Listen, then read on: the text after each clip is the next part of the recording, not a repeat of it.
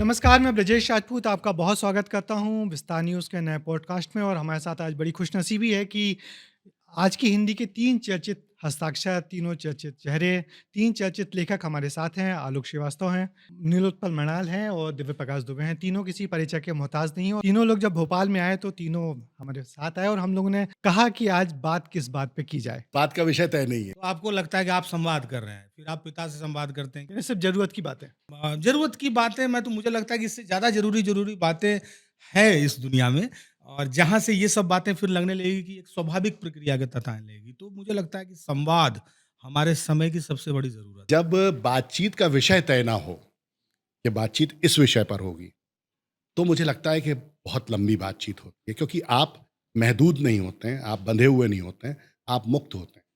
3 अलग-अलग धाराओं के लोग आपके समक्ष बैठे हैं और चौथी धारा आप स्वयं। तो जब ऐसी बातें होती, ऐसे लोग बैठें, तो फिर वो बात निकलेगी तो फिर दूर तलक जाएगी। अभी जो देश में घट रहा है, रोज हम लोग पार्लियामेंट में जो कुछ देख रहे हैं, कल जिस तरीके से अपोजिशन निकल के आया 300 लोगों का और सड़कों पे प्रदर्शन किया, उसको आप किस नज़र से देखते हैं? 5 साल एक चुनाव दूसरे चुनाव के बीच में वक़्त होता है। ये सारी चर्चाएँ एक शांति काल में हो सकती हैं, जब वो राज्य चुनाव से गुज़र गया हो। तो फिर हम 1 साल रिव्यू करेंगे, 2 साल बहस करेंगे, फिर 5वें साल में चुनाव में जाएँगे, तब तक जो है चावल और कंकड़ अलग-अलग हो जाएगा। लेकिन ये जो हड़बड़ी है, कई बार शंका पैदा करती है कि रिव्यू सिस्टम ठीक है कि नहीं? यहाँ पर गेंद फेंकता है बॉलर और बल्लेबाज जब रिव्यू लेता है, तो 36 बार दिखाते हैं, उसमें भी ऑडियंस संतुष्ट नहीं होता, लगता है कि एज नहीं लगाता, मशीन और थोड़ा एडवांस आना चाहिए, ये तो आउट नहीं था, है ना? जहाँ बैट और बॉल के टकराने का रिव्यू लेने में पूरा सिस्टम लगा रहता है, और आप इतनी बारीकी से उसका अध्ययन करते हैं कि बल्लेबाज गलत ना आउट हो जाए। आपको 65 लाख मतदाताओं को बाहर करने का जो रिव्यू है, वो कितनी संवेदनशीलता और सावधानी के साथ। कुछ विषय ऐसे होते हैं जो हम चुनाव के आसपास ही सुनते हैं और बहुत जोर से सुनते हैं। आज गाय गायब है, आई थी महंगाई इलेक्शन गायब के है। वक्त। आज दूसरी जो जो पोलराइजेशंस हैं, उनके सब्जेक्ट्स गायब हैं। अब एक नया सब्जेक्ट है। तो आप देखिएगा कि इलेक्शन के आसपास बहुत सारी ऐसी चीज़ें होती हैं। लोहिया जी की वो कितनी अच्छी बात है कि सत्ता की रोटी को हर 5 साल में उलटते पलटते रहना चाहिए। तो अब आपका नंबर आ गया है, रोल नंबर रोल नंबर 31। 31 जिस चीज़ के लिए आज विपक्ष लड़ रहा है, एक समय पे वो वही चीज़ कर रहे थे। ऐसी बहुत सारी चीज़ें हैं, क्योंकि आप होता क्या है ना, 20-30 साल का एक ऐसा समय होता है कि सब कुछ पलटता रहता है। और ये अमेरिका में भी है, यहाँ पे भी है, ग्राम प्रधान लेवल पे भी है। जो इस देश का मुझे सबसे खतरनाक चुनाव तो वही लगता है। मतलब वो इकलौता चुनाव लगता है जहाँ पे भाई-भाई की जान ले लेता है, बाकी में तो नहीं उतना होता है। पंचायत वाला चुनाव। हाँ, तो और वो उससे खतरनाक कुछ नहीं होता। मैंने तो बहुत भाग-भाग के सेल्स किया इसी आपके मध्य प्रदेश में ही, तो जब जाता था तो कई बार एक कार्ड मिलता था, उसमें पर डॉट प्रधान लिखा रहता था। बहुत दिनों बाद मैं समझ पाया कि वो पति प्रधान है, प्रधान कोई उनकी उनकी वाइफ़ हैं। सरपंच हाँ, पति। तो हाँ, सरपंच पति, और यूपी में वैसे चलता था। एक लेखक राही मासूम रज़ा, तो उनकी एक बड़ी इंटरेस्टिंग बात मैंने बहुत पहले उनके एक एसे में पढ़ी थी कि इस देश में माइनॉरिटी एक ही है, वो है हिंदुस्तानी आदमी। बहुत तो अच्छी बात। है ना? तो वो, क्योंकि मुझे लगता है ना कि कोई भी, जैसे कोई भी सरकार हो एक्स, वाई, ज़ेड, जो अभी तक रही हैं, जो आगे होंगी, वो सारे काम सही कर रही हैं? नहीं। क्या वो सारे काम गलत कर रही हैं? वो भी नहीं। लेकिन मुझे लगता है ना कि जैसे हमें मार्क कर देना चाहिए कि अगले 5 साल का मुद्दा ये है, और उस पे फिर हैमर करते रहना चाहिए। इनफैक्ट जो न्यूज़ भी आती है, रिमाइंडर लगा के, जैसे हम करते हैं ना, किसी से पेमेंट का फ़ॉलो-अप लेना होता है कि 1 महीने में हो गए, इनवॉइस जनरेट किए भी पैसा नहीं आया। तो वही मुद्दे पे आज क्या हो रहा है? वैसे भी न्यूज़ में एक होना चाहिए एक दिन, मुझे लगता है पूरा, तब शायद हम अवेयर। हालाँकि मुद्दे जीते मरते रहते हैं, कुछ मुद्दे हाँ, बार-बार वो पलट-पलट के आते हैं। हाँ, रा बट वो भाई ज़रूरत के हिसाब राहत से इंदौरी बनते हैं साहब का ना। शेर है ना हाँ। कि सरहदों पर बहुत तनाव है क्या? कुछ पता तो करो, चुनाव है चुनाव क्या? है क्या? तो सब्जेक्ट वही है। जैसे अगर मैं आज की डेट में चैट जीपीटी से पूछूंगा इस देश में 5 चीज़ें ऐसी क्या हैं जिससे देश इंप्रूव हो सकता है, इकोनॉमी वाइज, एजुकेशन वाइज, ये अगर मेरे को ये करना है, मैं एक बहुत कॉमन अभी एक एक दूंगा, वो 5 चीज़ें देगा। उस 5 चीज़ पे कौन सी सरकार क्या कर रही है, वो किसके किसके मैनिफेस्टो में है कि नहीं है, और उस पर क्या किया उन्होंने आके। देखेंगे कि आप ये चैट जीटीपी पे लिखेंगे कि 1947 में भारत के सामने कौन से 5 प्रमुख मुद्दे थे, तो वो 5 मुद्दे आएँगे। हाँ, और आप आज फिर लिखोगे हाँ, कि तो 2025 में भारत के सामने 5 प्रमुख समस्याएँ क्या हैं, तो वही समस्याएँ जो 47 में थी, वही आज फिर रिपीट होंगी। जो मूल बात ये है कि हम इस समय नागरिक नहीं पैदा कर रहे हैं, कार्यकर्ता पैदा कर रहे हैं। कार्यकर्ता का अपना एजेंडा होता है, चाहे वो मेरा कार्यकर्ता हो, इनका कार्यकर्ता हो, इनका कार्यकर्ता हो। और नागरिक कार्य करने पर ध्यान देता है, कि कौन कार्यकर्ता हो उसको वोट देना है, ठीक है ना? हम कार्यकर्ता हैं या कार्यकर्ता है, ये दोनों का अंतर है नागरिक और कार्यकर्ता होने में है। इसलिए मैं बार बार कहता हूँ, किताब की ओर जाओ और शिक्षा, तुमको अपने से सोचने का अभ्यास तुमसे छीन लिया गया है। ये जो 2 मिनट्स नूडल्स दौर है ना, जहाँ पर मैगी भी अगर 1.5 मिनट से ज़्यादा लगा रहा पकने में तो हम बेचैन हो जाते हैं। आप फ्लाइट में मैगी देती है तो एयर होस्टेस कितना बढ़िया समझा के कहती है संस्कारी तरीके से, इसको 5 मिनट बाद खोलिएगा। 1.5 मिनट के बाद उँगली डालने लगता है आदमी। मैं आपको बताऊं 1.5 मिनट के बाद आप सोचिए कि धैर्य की सीमा कितनी कम हो गई हमारी। मैं आपको आप बताऊं देखिएगा ना, मैं आपको तो बताऊं वहां पे आप वैचारिकी कहाँ से डेवलप करेंगे? विचार को पकने के लिए, दिमाग को संगठित होने के लिए वक्त चाहिए। वक्त आपसे छीन लिया गया है, इसलिए हम जो आपको चिपका दे रहे हैं आप वही लेके निकल जाइए। तो हम लोग बहुत कोट करते हैं, एक बहुत सच्चा किस्सा है नेहरू जी का और दिनकर जी का, कि नेहरू जी सीढ़ी चढ़ रहे थे, दिनकर जी पीछे पीछे थे, तो उनका पैर लड़खड़ाया और वो गिरने लगे, तो दिनकर जी ने संभाल लिया। तो नेहरू जी ने कहा बड़ा आभार आपका कि आपने मुझे संभाल लिया। तो दिनकर जी ने कहा कि ये कोई नई बात नहीं है, राजनीति जब जब डगमगाएगी साहित्य उसको संभालेगा। अब उल्टा हो रहा है, अब राजनीति साहित्य को संभाल रही है। नया उपन्यास लिख रहा हूँ, उसमें एक पंक्ति है कि चुनाव सभी विचारधाराओं का समापन है।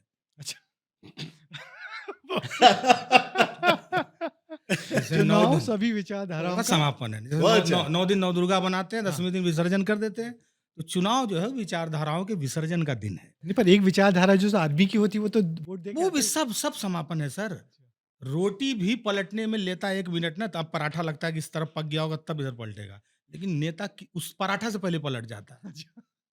आप मंडी में घूम रहे हैं, पहले शर्म आता था, थोड़ा हिचक होती थी कि कौन किधर जाएगा, ऐसा हो नहीं सकता। अब वो बैरियर टूट गया ना। कोई भी वही कहीं मैं भी कहता जा हूँ कि चुनाव हर विचारधाराओं का समापन है।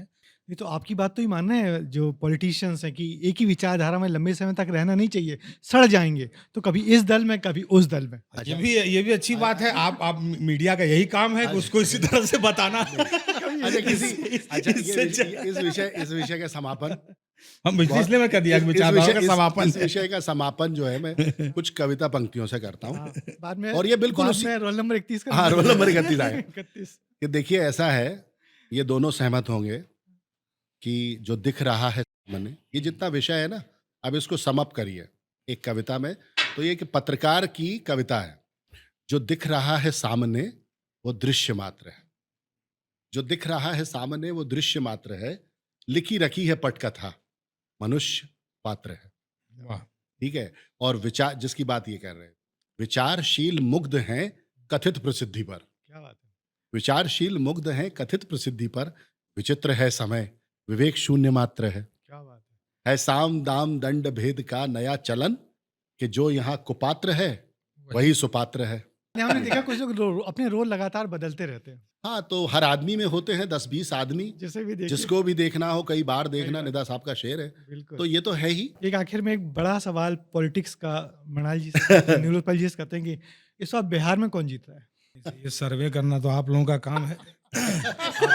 पहले करके तय करवा दीजिए कौन जीतेगा, है ना। हम तो यही कहेंगे, मेरा नया गीत बिहार के चुनाव के पहले आ रहा है कि ध्यान न देगा जो भी अब की यूथ पर, उसका हम हिसाब करेंगे बूथ पर। तो हम तो उस धारा के आदमी हैं। हम सर्वे में नहीं विश्वास करते हैं, सर्वे सुखांत पे विश्वास करते हैं। पर सब वहाँ जो- सुखी हो, लोकतंत्र में लोगों का काम हो, और ये महत्वपूर्ण है। तो मत बनाने की प्रक्रिया में क्या भूमिका निभानी चाहिए, ये बिहार से पूछकर उसके बाद ही कोई लेखक और पत्रकार बोले कि मुझे लगता है कि बिहार इसको इस बार उस ओर जाना चाहिए, तो ये बिहार में जाके और बिहार के लोगों से पूछकर उसके बाद एक एक एक एक विचार बना के ले जाना चाहिए लोगों के सामने, क्योंकि बहुत जरूरी है। ये चुनाव बिहार के लिए बहुत महत्वपूर्ण है। आपके जो तेवर हैं, तो आपको नहीं लगता कि आप पॉलिटिक्स में ज्यादा सूट हो जाएंगे? तो लेखक हैं तो पॉलिटिक्स में ही तो हैं। कहा तो आपसे मैंने विचारधारा कहा कि पॉलिटिक्स का परिधि नेताओं ने छोटा कर दिया है। वो आपको बताते हैं कि चुनाव में जो खड़ा होता है वही राजनीति जानता है। वो सबसे कम राजनीति में है, वो सिर्फ उतने भर में राजनीति में जितने भर तक वो कुर्सी पे है। और इस देश के आधे से अधिक पॉलिटिशियन कैजुअल पॉलिटिशियन है, पॉलिटिक्स कर ही नहीं रहे हैं। वो तो या तो वो हनीमून पीरियड पे हैं कि उनको आनंद आ रहा है, घूमने गए हैं, मतलब वो आनंद ले रहे हैं अपने पद प्रतिष्ठा का, या नहीं तो फिर वो निराश होकर बैठ जाते हैं कि फिर मौका आएगा। राजनीति के कैलेंडर में कभी 31 तारीख नहीं आता है, कहा था किसी विद्वान ने, फिर अवसर आएगा, फिर मैं सत्ता पे जाऊंगा। ये नहीं है पॉलिटिक्स। पॉलिटिक्स इस देश में कलाकार और लेखक ही कर सकता है, चौबीसों घंटा, क्योंकि जो रोज समाज से संवाद करता है। जब हम समाज के बीच जाके कहानी निकाल के लाएंगे, हम लाएंगे बुधनी माई का दुख उठा के, हम लाएंगे होरी और गोबर से मिल के हम आएंगे और हम पन्ना पे उतारेंगे। अब पॉलिटिक्स करने का दावा कर देगा खाली लोकसभा और विधानसभा में बैठा हुआ व्यक्ति जो चुन के गया है।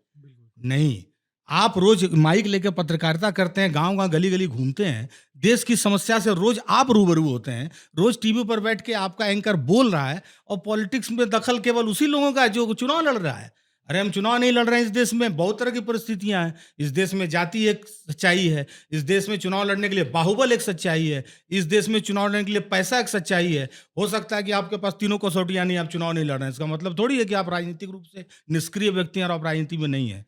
सबसे बेहतर हथियार है इस समय, या मैं कहूं कि औजार है इस समय का राजनीति, वो कलम है। वो पत्रकारिता के पास है और लेखक के पास है। अगर ये दोनों अपने कलम से 24 घंटा राजनीति में सक्रिय है सर, तो फिर तो पजामा कुर्ता एकदम कलब डाल के सीधा रहेगा। ये कहाँ से बाएं दाएं जाए। जनता आप लोगों को अलग अलग तरीके से देखती है, अलग अलग विधाओं में देख रही है, तो क्या लग रहा है कि इस वक्त जनता क्या पसंद कर रही है, वो आप कैसा समझते हो, कैसे आपकी कोई चीज़ हिट हो जाती है?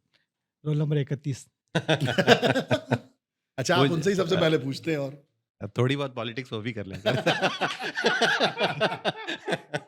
तो जैसे मैं देखता हूँ ना कि मुझे एज अ राइटर, पहले तो जैसे ना मेरी जो अभी तक की कहानी क्या है कि जो भी एक जो 5 रुपए का पोस्टर आता था ना आदर्श बालक का, कि सुबह वो 4 बजे उठता है, नहा धो के फिर 2 घंटे पढ़ता है, फिर 7 बजे स्कूल जाता है, स्कूल में सब लड़कियों को अपनी बहन मानता है, फिर 1 बजे आ जाता है, खेलता है, फिर सो जाता है, 9 बजे सो जाता है। एक आदर्श जिंदगी थी। ये एक्सपेक्टेड है किसी भी लड़के या लड़की से, वाइस वर्सा। तो मैं मेरी पूरी ज़िंदगी वैसे ही कटी, और एकदम से क्या हुआ, वो 5 रुपए के पोस्टर को मैंने फाड़ के बाहर कर दिया और एक अपना एक नया वर्ज़न डिस्कवर किया कि अरे हाँ, मैं कुछ लिख भी सकता। लिख मैं जो भी रहा था, वो कहीं न कहीं मेरी डीप डाउन सच्चाई थी। और हमेशा ना कभी भी एज़ अ जो पाठक होता है वो कभी ना आपके भाषा पे, आपके एस्थेटिक पे, उस पूरे उससे नहीं जुड़ता है, वो आपके सच से ही जुड़ता है, क्योंकि वो उसका भी सच होता है। जैसे मेरी कहानी में अगर कोई प्रोटैगनिस्ट है, वो बेचैन है, वो अपनी ज़िंदगी में नहीं बदल पा रहा है। जैसे एक एक लाइन भी थी ना कि हमारी 2 ज़िंदगियाँ होती हैं। अक्टूबर जंक्शन में लाइन थी कि हमारी 2 ज़िंदगियाँ होती हैं। एक जो हम डेली जीना चाहते हैं, और दूसरी एक एक जो हम डेली जीते हैं, और दूसरी जो हम जीना चाहते हैं। तो हर कोई को पता है कि उसको छुट्टी लेके कहाँ जाना है, हर किसी को पता है। तो वो सच्चाई जुड़ते हैं, और मेरे को ना बहुत सारे लोग जो मेरे पाठक हैं, वो मोहल्ले के उस भैया की तरह देखते हैं कि अरे यार, वो भैया ने किया ना यार, हम हमसे भी हो जाएगा। मतलब इतना वो बॉयल डाउन कर दिया उन्होंने। इसीलिए मेरे को जो मेल आते हैं वो केवल राइटिंग रिलेटेड नहीं आते हैं। मेरे को वो ऐसा भी आएगा, भैया पापा मान नहीं रहे हैं, मैं उनको कैसे समझाऊं शादी के लिए, है ना? वो इस तरीके, क्योंकि वो हमें अपने बीच का कोई व्यक्ति समझ रहे हैं जो इंसिडेंटली लिख ले। तो और ये इसीलिए और भी बड़ी जिम्मेदारी हो जाती है। हम ऐसा ना बोल दें कि कुछ भी, जैसे ना रील में बोलना बहुत आसान है कि आप अगर देखिए रील, आप 1 घंटे मोबाइल ऐसे पलटते रहिए ऐसे, तो उसमें ना आपको सब पता चल जाएगा कि 3 क्या चीज़ें आप ऐसी 3 सुबह अच्छी करें कि आपके आप दिन भर अच्छा करें, 3 क्या चीज़ खाएँ, 3 ऐसी कौन-सी किताबें पढ़ लें, और कुछ नहीं होगा उसके बाद भी। फिर आप फिर ढाक के 3 बात पे आ जाएँगे। तो हम लोग की ज़िम्मेदारी और बड़ी हो जाती है उसमें कि हम उसको वो बताएँ कि जो उनका सही में घर में जो बड़ा भाई या बहन होता, वो उसको बताता। तो वैसे ही देखते हैं, इसीलिए हम उनसे अरे टच में हिट रहते हैं। कैसे हो रहा है किताब, ये पूछ रहे हैं। हाँ, हिट कैसे हो रहा है? तो हिट इसीलिए हो रहा है। हिट होने का तो फॉर्मूला ही है ना। नहीं, नहीं, कोई फ़ॉर्मूला नहीं है। मुझे ऐसा लगता है कि हम जिस तहजीब से आते हैं, हम जिस कल्चर से आते हैं, वो कल्चर क्या कहता है? वो कल्चर ही कहता है कि आप अपने अंदर चेंज लाइए, आपके आसपास का चेंज अपने आप हो जाए, राइट? तो आपके आसपास की दुनिया में, आपके परिवार में, आपके घर में इतने सारे कैरेक्टर्स हैं, इतने सारे सब्जेक्ट्स हैं कि अगर आप सिर्फ उनको भी बांधना शुरू करेंगे। जैसे आपने बाबूजी मुझे पे जगजीत जी ने एक बात कही थी। आपने बाबूजी पे भी लिखा है। हाँ, बाबूजी पे लिखा या जो रिलेशनशिप पे मैंने लिखा। मुझे जगजीत जी ने एक बात कही थी, मैं ये जो गज़ल थी, मंजिलें क्या हैं, रास्ता क्या है, हौसला हो तो फासला क्या है, ये ऐसी नहीं थी। इसका मतलब कुछ और ही था, और वो बहुत क्लिष्ट था। तो उन्होंने कहा कि देखो, अगर तुम वो बात कहोगे जो ऐसे होके आएगी मुझ तक, तो फिर वो ज़िंदगी भर ऐसे ही चलती रहेगी। अगर वो ऐसे आएगी ठक से, जो तुमने कहा मैंने समझ लिया, तो ही वो चलेगी, तो ही वो लोगों तक पहुंचेगी। मुझे ऐसा लगता है कि सब्जेक्ट जो है उसे आप नहीं चुनते हैं, सब्जेक्ट आपको चुनता है और वो आपके पास आता है। आप जब उसे देखते हैं अपनी संवेदनशीलता से, अपनी नज़र से, किसी रिश्ते को देखते हैं, किसी घटना को देखते हैं, और जब आप उसको लिखते हैं, तो मुझे लगता है कि आप खुद इतने रूटेड हैं, आप कहीं दूसरे प्लैनेट से तो आए नहीं, आप इसी धराधाम में हैं और इसी समाज का हिस्सा हैं। तो जब आप इन विषयों को उठाते हैं, अपने समाज के, अपने रिश्तों के, अपने घर के, अपने परिवार के, तो वो आपके अपने आप, चूंकि वो लोक का विषय है, लोक को प्रिय है वो विषय, इसलिए वो लोकप्रिय हो जाता है। क्या बात तो हिट होने की जो सबसे बड़ी कुंजी है वो ये है कि उस सब्जेक्ट की तरफ अगर आप जाएंगे जो लोक को प्रिय है, है। तो आप लोकप्रिय। आपका क्या फार्मूला है पार्टनर? मुझे लगता है कि ये पिछले 4-5 साल में ये बात निकल के आई है कि किताबें हिट होती हैं या फ्लॉप भी होती हैं। इस पर चर्चा नहीं हुई, इस पर इस होनी पे चाहिए थी चर्चा। तो ये निकल के अभी आई हैं। मुझे लगता है कि अगर हम इस पे बहुत ज़्यादा इसके फार्मूले पर अगर बात करेंगे तो जो भी नई पीढ़ी के लेखक सुनेंगे उनका नुकसान हो जाएगा। रचना क्रिया के समय, रचनाशीलता के समय ये बात बिल्कुल दिमाग में रखनी चाहिए कि किताब के हिट होने का कोई फार्मूला नहीं होता है। और अभी तक हिंदी में किताबों के प्रचार प्रसार के लिए, उसके प्रमोशन के लिए कोई मैकेनिज्म डेवलप नहीं हुआ है, कुछ भी नहीं हुआ है। आप हिंदी की किताबों को बिग बॉस में नहीं देख रहे हैं। आपने नहीं देखा होगा आईपीएल के कमेंट्री में कमेंटेटर सिद्धू अचानक से उछलता है, बोलता है अरे गुरु ओघड़ भी पढ़ लो, चौका छक्का तो लगता रहेगा। ऐसा नहीं कह रहा है वो, ठीक है। तो जो ना आईपीएल में दिख रही है किताब, ना दिख रही है वो बिग कपिल बॉस शर्मा। में, ना कपिल शर्मा के शो में हम किताब लेके जा रहे हैं, तो प्रमोशन हम क्या कर रहे हैं? नहीं कर रहे हैं। इसके बावजूद भी जो किताबें चल रही हैं उसका मूल यही है कि वो उनकी दुनिया की कहानी है। और यही बात प्रेमचंद कह रहे थे, यही बात तो रेणु कह के गए हैं हम लोगों से कि बेटा वही लिखना जो खेत का धूल है, जो बाग का फूल है, जो उसी डाल में लगा हुआ सूल है, इसी को उठा के रखना साहित्य में। क्योंकि मैं यही मानता हूं सर कि जिस भी साहित्य में साहस ना हो, संस्कृति ना हो, ठीक है, वो फिर वो साहित्य नहीं है। तो साहस और संस्कृति ये होना चाहिए। साहस क्या कि समस्या को दिखा सके, और संस्कृति क्या कि वही है कि आपकी जो इन्होंने कहा कि आपके आसपास का परिवेश, उसी परिवेश का हिस्सा है आपका खान पान, आपका पहनावा, आपकी सोच, आपके रिचुअल्स जो हैं, वो सब मिलकर साहित्य रचते हैं। तो जिस दिन आपने संस्कृति और साहस का डोर पकड़ लिया, उस दिन आप लोगों को पसंद आने लगेंगे। और यही पिछले 10 साल से हम लोग कर रहे हैं। हम लोग की किताबें लाखों पाठक अगर ढूंढ के ला रही हैं, तो कोई फार्मूला नहीं है सर। एक ही पब्लिशिंग हाउस से 100 किताबें निकलती हैं। वही हम बेचारा शैलेश भारतवासी हमारे जो है कि वो चना खा के और बैठे हैं कुर्सी पर, वही प्रकाशक है ना, सबसे उसी तरह से खराब से बात करते हैं, जैसे हमसे करते हैं, जैसे इससे करते हैं, वैसे वो सबसे करते हैं, ठीक है ना। हाँ सही बोल रहे हैं। लेकिन वही है कि 10 किताबें चलेंगी, 20-50 नहीं चल रही हैं, तो ये दायित्व तो लेखक का है। लिखने के वक्त ये भूल जाइए। और सर लिखना ना बरगद का पेड़ है, वो उससे आप फल की अपेक्षा मत करिए किताबों से। बेशक वो छांव देगा और वो सदियां जहां झूला डालेंगी, ये है। वो आम्रपाली थोड़ी है, वो अल्फांसो आपने थोड़ी रोका है आपको उससे आम मिलेगा। आप एक लेखक इस देश में क्या कामना कर सकता है? मैंने हिंदी का लेखक जिस दिन चुना था होना ना, उसी दिन मेरा तय था कि मैं किसी दिन वो क्या बोलते हैं 5 करोड़ की गाड़ी नहीं चढ़ूंगा। ये मैंने केवल लिखना नहीं तय किया था, उस दिन ये भी तय हो गया था कि मुझे ये नहीं मिलना है। नहीं तो मैं फिल्मों में जाके लिखता हूँ, चढ़ेगा ये आदमी मणिरत्नम की फिल्म लिखा। 5 करोड़ की गाड़ी। नहीं, और कुछ चढ़ भी गए। हाँ वो चढ़ भी गए और कुछ कई लोग चढ़ रहे हैं। लेकिन अगर मैंने ये चुना है कि मैं हिंदी का उपन्यास लिखूंगा, तो मुझे फिर निकलना होगा वही जहां बिहार, मुझे मध्य प्रदेश के किसी गांव की तरफ जाना होगा, जहां पर एक कोई जयनाथ शाह नाम का कोई आदमी होगा जिसका 2 बेटा जो है दरवाजा पर मार कर रहा होगा, आंगन में दीवार खड़ा हो गया होगा, आम के पेड़ पे फल हुआ, इसका बंटवारा कैसे होगा। कोई फुक्कन सिंह टाइप का आदमी आएगा, कहेगा जो ऊपर आम लगा है बड़का बेटा का, नीचे जो आम गिर जाए छोटका बेटा का, बाप समस्या में हमारा आमे नहीं है इसके पेड़ में। तब पता चला तीसरा डीपी दुबे जैसा कोई आदमी आ गया, बोलेगा बीच में मच्छरदानी बांध दो, जो आम बीच में रह जाए वो तुम्हारा। मुझे तो उस समाज को दिखाना है इन बच्चों को, ये रील नहीं दिखा पाएगा सर। हम रील अगली लाइफ। पीढ़ी को 30 सेकंड का रील देके जा रहे हैं, एक क्लिक में डिलीट हो जाएगा विरासत। गठरी दे के जाना है तो फिर किताब की ओर लौटना होगा। ये बहुत महत्वपूर्ण काम है। इसको हिट और फ्लॉप के फार्मूले से निकाल के मैं तो पाठकों से भी चाहूंगा, और मीडिया की विशेष जिम्मेदारी है, आप समझिए कि आप किताबों को बचाना कितना जरूरी है। इन तमाम बातचीत को यहीं ख़त्म करते हैं कि किताबें पढ़ी जानी चाहिए, खूब पढ़ी जानी चाहिए और किताबें खूब बिकनी भी चाहिए। और आप तीनों लोग वो लोग हैं जिन्होंने अपनी किताबें लिखा और खूब किताबें बेच के भी बताई, और इस सीमित संसाधनों में और जहाँ नहीं बिक रही थी वहां से वापस भी ले ली। और इसी को पॉलिटिक्स है। इसीलिए मैं कहता हूँ कि लेखक कितना बड़ा राजनीतिज्ञ होता है कि आप नहीं भी चाहे फिर भी हम किताब की बिक्री तक बात पहुंचा दिए, जिसमें तीनों का भला था। नहीं तो बिना सवाल पूछे। तो आज के पॉडकास्ट में हमने देश की राजनीति की बात मजा की, आया। पब्लिशिंग हाउस की पॉलिटिक्स की बात भी कर ली, और ये बात भी कर ली कि पॉलिटिक्स कितनी हम सब लोगों से जुड़ी होती है। बिल्कुल। हर आदमी पॉलिटिशियन अभी- होता है, बिल्कुल। चुनाव नहीं लड़ता है, अलग अलग बात है। बहुत बहुत शुक्रिया आप तीनों का, जो आप तीनों लोग आए और इतनी अच्छी अच्छी बातें की और बहुत अच्छा संदेश लोगों को दिया। और लोगों को मैं उम्मीद करता हूँ लोगों को आनंद आएगा और लोग उसके बाद किताबें भी खरीदेंगे, जो आप लोगों का बड़ा संदेश है। चलिए, आप बहुत मुझे बहुत दीजिए धन्यवाद। इजाज़त। अगली बार फिर किन्हीं और ऐसी शख्सियत से मुलाकात करवाऊंगा। तब तक के लिए नमस्कार।